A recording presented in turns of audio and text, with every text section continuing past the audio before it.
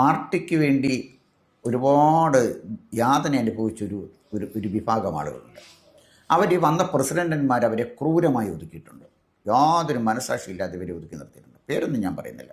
പല ആളുകളും ക്രൂരമായി ഒതുക്കപ്പെട്ടിട്ടുണ്ട്. പക്ഷെ അവരാരും ഈ BJP വിട്ടു പോയില്ല.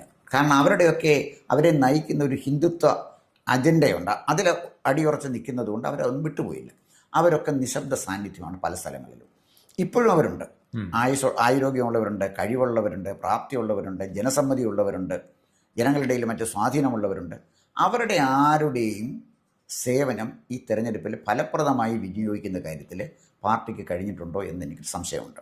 2 ജില്ലകളിൽ എനിക്ക് ഉറപ്പായിട്ടറിയാം. തിരുവനന്തപുരം, പത്തനംതിട്ട ജില്ലകളിൽ ഈ പാർട്ടിക്ക് വേണ്ടി ജീവിച്ച ആളുകളുണ്ട്. പലരും നല്ല പൊസിഷൻ ഇരിക്കുന്ന ആളുകളാണ്. അവർ പാർട്ടിക്ക് വേണ്ടി വർക്ക് ചെയ്യാനും തയ്യാറാണ്.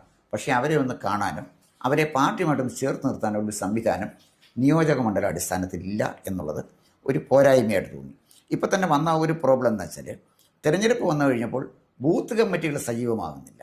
ഇവർ തിരഞ്ഞെടുപ്പിന് കോടിക്കണക്കിന് രൂപ ചെലവഴിച്ചിട്ടുണ്ട്. അതേസമയം ആ പണം ഉപയോഗിച്ച് പ്രാദേശികമായി പ്രവർത്തകരെ കണ്ടെത്തി അവർക്ക് പരിശീലനം കൊടുത്ത്, ഞാൻ പറഞ്ഞ പൊളിറ്റിക്കൽ എഡ്യൂക്കേഷൻ കൊടുത്ത് CPM ഒക്കെ ചെയ്യുന്നത് കൊണ്ട് ഇതൊരു കേഡർ പാർട്ടിയല്ലേ, അത്തരം ഒരു സംവിധാനം ഉണ്ടാക്കാൻ BJPക്ക് കഴിയാതെ പോയത് വലിയൊരു പോരാഴികയാണ്.